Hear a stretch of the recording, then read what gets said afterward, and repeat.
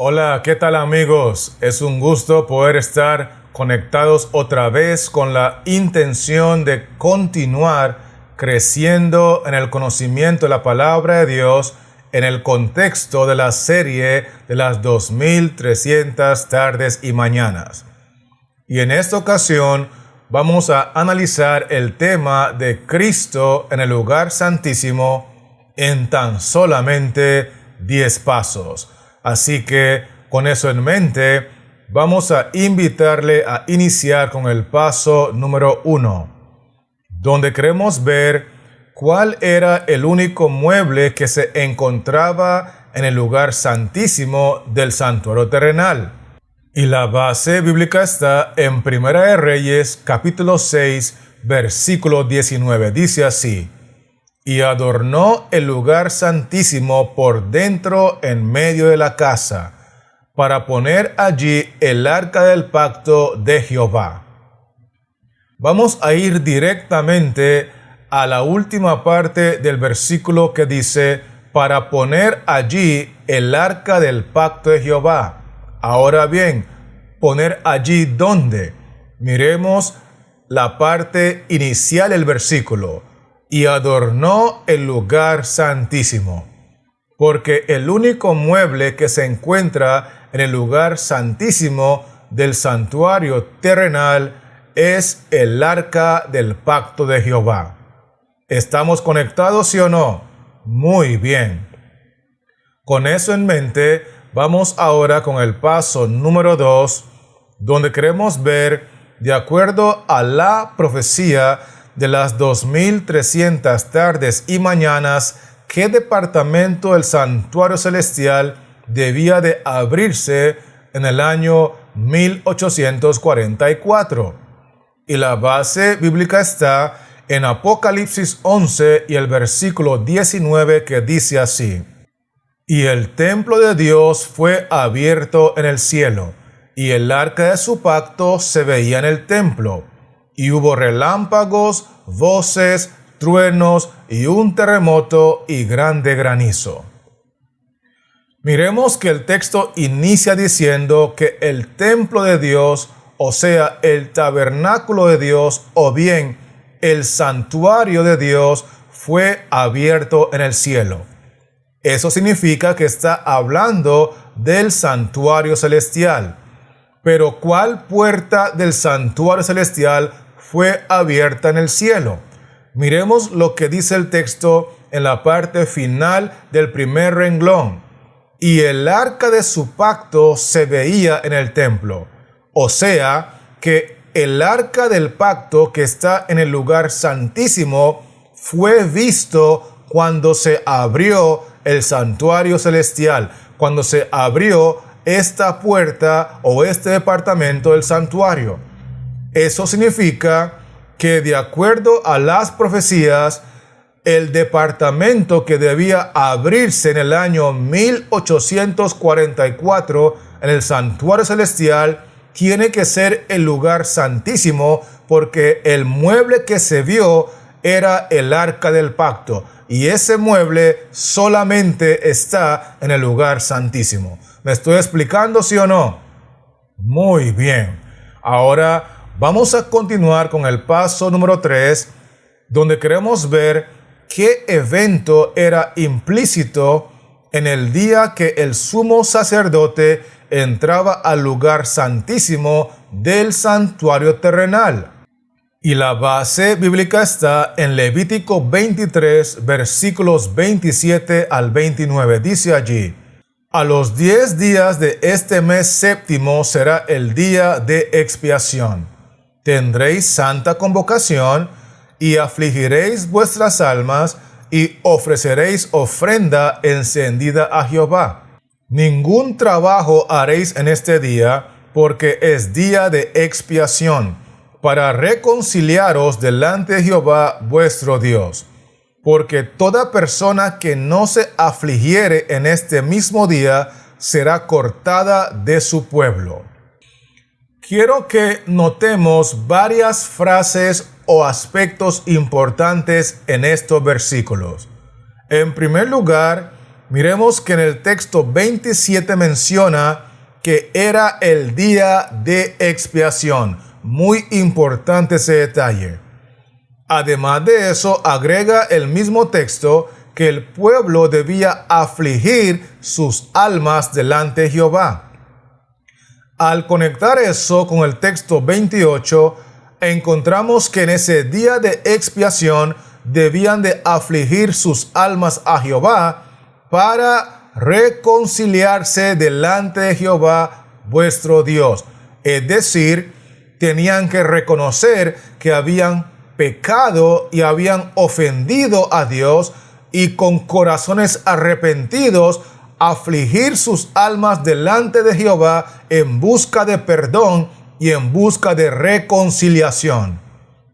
Con eso dicho, el texto 29 termina diciendo que toda persona que no se afligiere en este mismo día será juzgada y será cortada de su pueblo.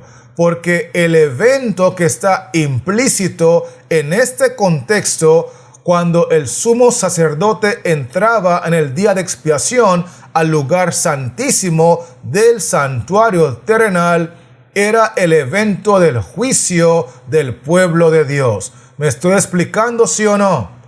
Muy importante este detalle.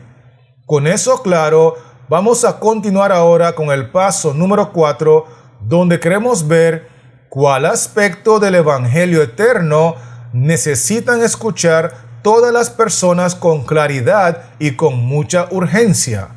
Y la base bíblica está en Apocalipsis 14, versículos 6 y 7, que dice así: Vi volar por en medio del cielo a otro ángel, que tenía el Evangelio eterno para predicarlo a los moradores de la tierra, a toda nación, tribu, lengua y pueblo, diciendo a gran voz: Temed a Dios y dadle gloria, porque la hora de su juicio ha llegado, y adorad a aquel que hizo el cielo y la tierra, el mar y las fuentes de las aguas. Quiero que miremos el versículo 7, donde menciona: porque la hora de su juicio ha llegado. Y este mensaje de que el juicio de Dios inició en el cielo desde el año 1844, es urgente que las personas en toda nación, tribu, lengua y pueblo lo puedan conocer, porque es fundamental para nuestra salvación. ¿Me estoy explicando, sí o no? Perfecto. Teniendo eso claro, le invito entonces a continuar con el paso número 5, donde queremos ver qué es lo que Moisés debía de guardar adentro del arca del pacto por orden de Jehová. Y la base bíblica está en Deuteronomio capítulo 10, versículos 1 y 2, que dice así: En aquel tiempo Jehová me dijo: Lábrate 2 tablas de piedra como las primeras, y sube a mí al monte, y hazte un arca de madera. Y escribiré en aquellas tablas las palabras que estaban en las primeras tablas que quebraste, y las pondrás en el arca. Quiero que miremos que Jehová le ordena a Moisés en el versículo 1: lábrate 2 tablas de piedra. Y esas 2 tablas de piedra, Jehová escribió en ellas los 10 mandamientos, porque el texto 2 dice: y escribiré en aquellas tablas las palabras que estaban en las primeras tablas que quebraste. En otras palabras, las primeras tablas con los 10 mandamientos que Moisés quebró, Jehová volvió a escribirlas en estas segundas tablas. Y la orden fue de acuerdo al final del versículo 2: y las pondrás en el arca. Porque es importante entender que las tablas de piedra con los 10 mandamientos fueron colocados y guardados en el arca del pacto de Jehová, que están en el lugar santísimo del santuario terrenal. Con eso dicho, quiero que continuemos ahora con el paso número 6, donde queremos ver qué función desempeña la ley de los 10 mandamientos ubicada en el lugar santísimo del santuario celestial. Y la base bíblica está en Santiago 2, versículos 10 al 12, que dice así: porque cualquiera que guardare toda la ley, pero ofendiere en un punto, se hace culpable de todos.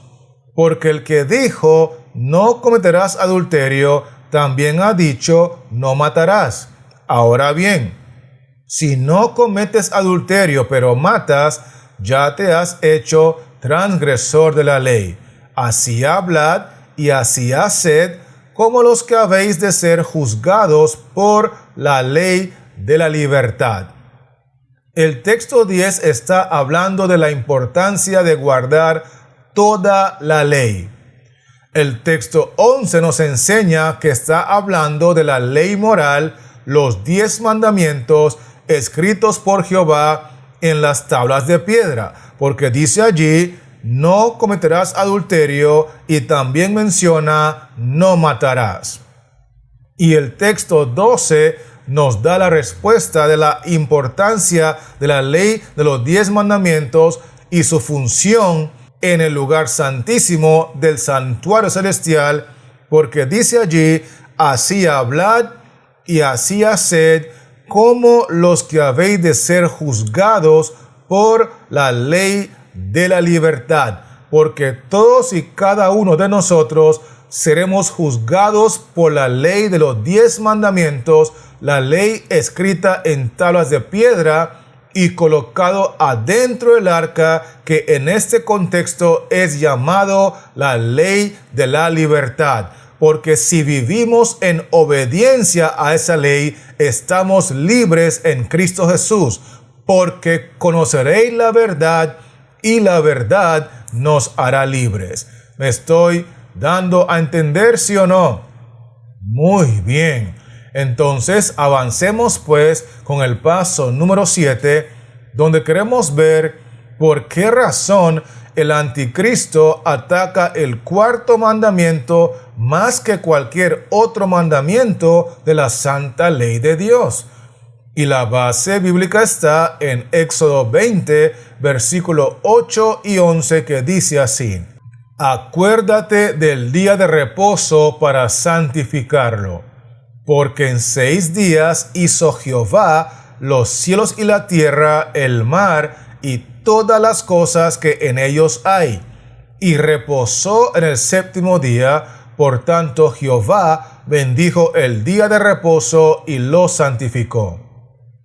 El texto 8 inicia con el cuarto mandamiento, haciendo un llamado a recordar la importancia de santificar el día de reposo, que es el sábado creado por Cristo Jesús. Luego el texto 11 agrega que la razón por la cual el anticristo ataca el día de reposo sábado creado por Cristo es porque ese es el único mandamiento que nos enseña quién es el creador del santuario y el plan de salvación para todos los pecadores a la luz de las enseñanzas del santuario. Dice el texto, porque en 6 días hizo Jehová, refiriéndose a Cristo en su condición divina, los cielos y la tierra, el mar, y escuchen bien, y todas las cosas que en ellos hay. Cristo es el creador del santuario y Cristo es el creador del plan de salvación a la luz del santuario. Y como el anticristo es desenmascarado a la luz de cada una de las enseñanzas del santuario, entonces ataca el cuarto mandamiento más que cualquier otro, porque ese es el mandamiento que nos exalta y nos revela el creador del plan de salvación. ¿Me estoy explicando, sí o no? Perfecto. Entonces avancemos ahora con el paso número 8, donde queremos ver qué elemento adicional fue guardado adentro del lugar santísimo del santuario terrenal en los días de Moisés. Y la base bíblica está en Éxodo 16, versículos 33 y 34. Dice así: Y dijo Moisés a Aarón: Toma una vasija y pon en ella un gomer de maná, y ponlo delante de Jehová para que sea guardado para vuestros descendientes.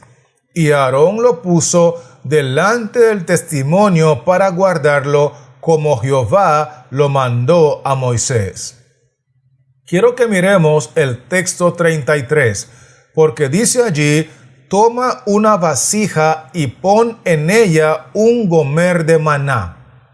En otras palabras, fue ordenado a Moisés que debía de guardar una vasija o una urna con maná en el lugar santísimo del santuario terrenal. Y el texto 34 dice que Aarón lo hizo a sí mismo como Jehová se lo mandó a Moisés. Entonces el elemento adicional que fue guardado adentro del lugar santísimo del santuario terrenal fue una vasija o una urna o un recipiente con el maná. Muy importante ese detalle. Teniendo eso claro, le invito a continuar ahora con el paso número 9, donde queremos ver qué llamado nos está haciendo Cristo por medio de la urna de maná ubicado en el lugar santísimo del santuario celestial. Y la base bíblica está en Hebreos 9, versículos 3 y 4, que dice así: Tras el segundo velo estaba la parte del tabernáculo llamada el lugar santísimo, el cual tenía un incensario de oro y el arca del pacto cubierta de oro por todas partes, en la que estaba una urna de oro que contenía el maná, la vara de Aarón que reverdeció y las tablas del pacto. En primer lugar, el versículo 3 nos dice claramente que está hablando del área del santuario celestial llamada el lugar santísimo. Y dentro del lugar santísimo hay varios elementos, pero quiero puntualizar en lo que dice el segundo renglón del versículo 4, en la que estaba una urna de oro que contenía el maná, porque es a través de ese elemento que Cristo, desde el año 1844 hasta la fecha, está haciendo un llamado a sus hijos a que hagan una reforma en su estilo de vida en pro de la salud. Eso implica que debe de haber un cambio en el régimen alimenticio de todos aquellos que han entrado por la fe desde 1844 al lugar santísimo hasta la fecha, porque es fundamental reemplazar nuestra dieta basado al animal por una dieta basado a lo vegetal. Por eso la urna de maná, porque Dios quiere que entendamos que en el tiempo que estamos viviendo es necesario volver a una dieta vegetal y hacer una reforma integral en nuestro estilo de vida en pro de nuestra salud. ¿Me estoy dando a entender, sí o no? Gloria sea el nombre del Señor. Así que, teniendo eso en mente, permítame avanzar con el paso final, donde queremos ver cuántas doctrinas están entrelazadas con la vara de Aarón que reverdeció y que está en el lugar santísimo del santuario celestial. Y la base bíblica está en Hebreos 9, versículos 27 y 28, que dice así: Y de la manera que está establecido para los hombres que mueran una sola vez, y después de esto el juicio, así también Cristo fue ofrecido una sola vez para llevar los pecados de muchos, y aparecerá por segunda vez sin relación con el pecado para salvar a los que le esperan. En el paso anterior vimos que habían varios elementos guardados en el lugar santísimo del santuario celestial, entre ellos la vara de Aarón que reverdeció. Y esa vara, en este contexto, entrelaza al menos 4 doctrinas fundamentales que solamente se pueden entender correctamente entrando por la fe con Cristo al lugar santísimo del santuario celestial. Permítame puntualizar estas 4 doctrinas en el texto bíblico. En primer lugar, el texto 27 inicia diciendo: y de la manera que está establecido para los hombres que mueran una sola vez. Allí está claro la doctrina de los muertos, que mueran una sola vez. Luego sigue diciendo: y después de esto el juicio. Allí está otra doctrina entrelazada, que es la del juicio que ya inició en el año 1844. Además de eso, el texto 28 menciona en el tercer renglón: y aparecerá por segunda vez, refiriéndose a una tercera doctrina entrelazada, que es la segunda venida de Cristo. Y por último menciona el texto 28, para salvar a los que le esperan. Es decir, Cristo vendrá por segunda vez para salvar a los que le esperan. Y como la mayoría de las personas que esperan a Cristo hoy están muertas, encontramos una cuarta doctrina entrelazada, que es la resurrección de los muertos. Así que repaso rápidamente las 4 doctrinas: el estado de los muertos, el juicio, la segunda venida y la resurrección de los muertos. ¿Lo viste claramente? Perfecto. Ahora vamos a conectar estas 4 doctrinas con la vara de Aarón que reverdeció. En primera instancia, cuando la vara estaba seca, representa el estado de los muertos. Una vez que la vara reverdeció, representa entonces la resurrección de los muertos. Cuando la vara está en el aire, en alto, representa la segunda venida de Cristo, que se quedará en el aire y todo ojo le verá. Y cuando la vara desciende y golpea la tierra, representa el momento del juicio de Dios sobre aquellos que rechazan su autoridad. ¿Será que me estoy explicando, sí o no? Gloria sea el nombre del Señor. Entonces, vamos a aprovechar ahora para hacer un breve repaso de los 10 aspectos que hemos mencionado.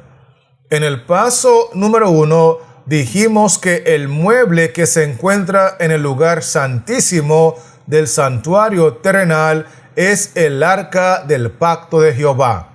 Vimos también que, de acuerdo a las profecías, el departamento que debía abrirse en el año 1844 en el santuario celestial era el lugar santísimo donde estaba el arca del pacto.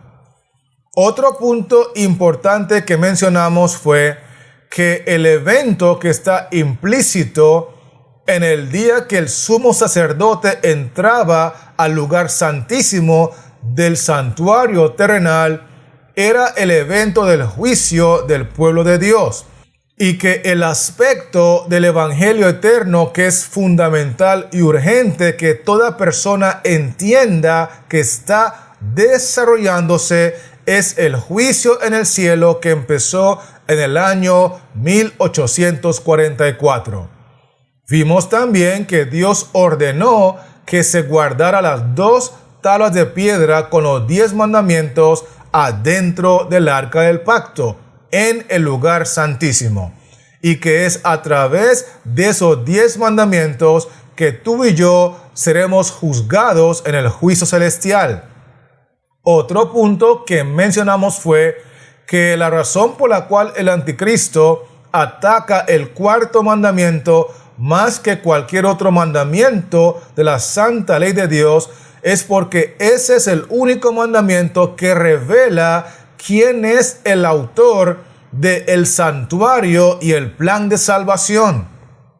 También mencionamos que Dios ordenó que se guardara un elemento adicional en el lugar santísimo, que era una vasija o una urna con maná, que representaba el llamado de Cristo a la humanidad desde 1844 hasta la fecha, para que hagan una reforma en pro de la salud. La reforma debe de ser integral y dentro de esa reforma tiene que haber un cambio en el régimen alimenticio en busca de una dieta más vegetal, abandonando la dieta animal. Y lo último que mencionamos fue que hay 4 doctrinas estrechamente relacionadas con el lugar santísimo y la vara de Aarón que reverdeció.